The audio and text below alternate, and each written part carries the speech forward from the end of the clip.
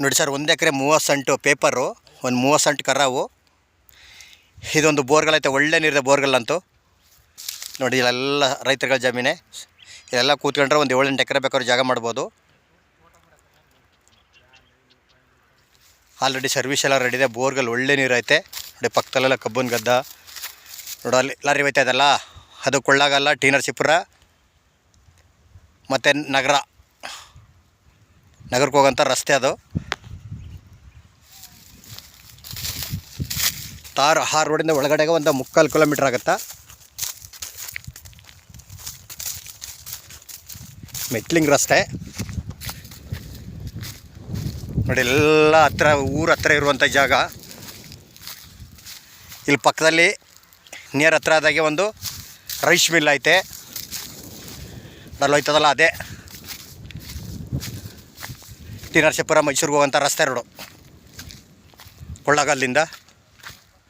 ಇವರು ಟೋಟಲು ಲಂಶಮ್ಮು 60 ಲಕ್ಷ ಹೇಳ್ತಾ ಇದ್ದಾರೆ.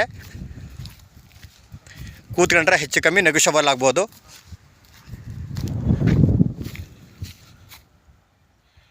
ಆ ಲಾರಿ ಹೋಯ್ತದೆ ನೋಡಿ, ಅದೇ ಕೊಳ್ಳಾಗಲ್ಲ ರೋಡು. ಬೆಂಗಳೂರಿಂದ ಕರೆಕ್ಟಾಗ 50 ಕಿಲೋಮೀಟ್ರ್, 150 ಕಿಲೋಮೀಟ್ರು. ಮೈಸೂರಿಂದ ಒಂದು 40-45 ಕಿಲೋಮೀಟ್ರ್ ಆಗುತ್ತಾ, 40 ಕಿಲೋಮೀಟ್ರ್ ಆಗುತ್ತಾ. ಟಿ ನರಸೀಪುರದಿಂದ ಒಂದು 20 ಕಿಲೋಮೀಟ್ರ್ ಆಗ್ಬೋದು.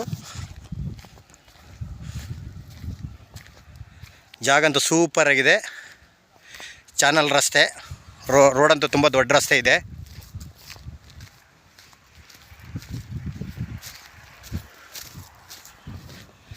ವಾಟ್ರ್ ಬೆಲ್ಟು ಚೆನ್ನಾಗಿದೆ. ಭತ್ತ ಬೆಳೆ, ಕಬ್ಬು, ಅಡಿಕೆ, ತೆಂಗು ಏನು ಬೇಕಾದ್ರೂ ಬೆಳಿಬೋದು. ಇವರು ಟೋಟಲು ಲಂಶಮ್ಮು 60 ಲಕ್ಷ ಹೇಳ್ತಾ ಇದ್ದಾರೆ. ಕೂತ್ಕೊಂಡ್ರೆ ಹೆಚ್ಚು ಕಮ್ಮಿ ನೆಗೋಷಿಯಬಲ್ ಆಗುತ್ತಾ.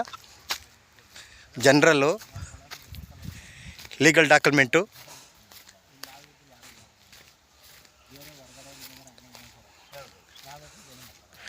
ಇದು ಕೊಳ್ಳಾಗಲ್ಲಿಂದ 8 ಕಿಲೋಮೀಟ್ರು.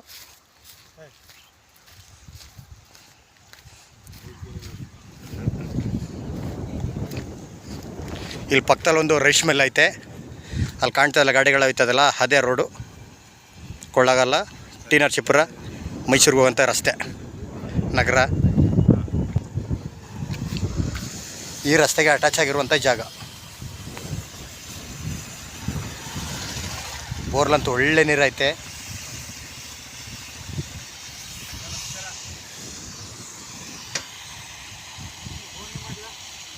ಪಕ್ಕದಲ್ಲೊಂದು ರೈಸ್ ಮಿಲ್ ಐತೆ.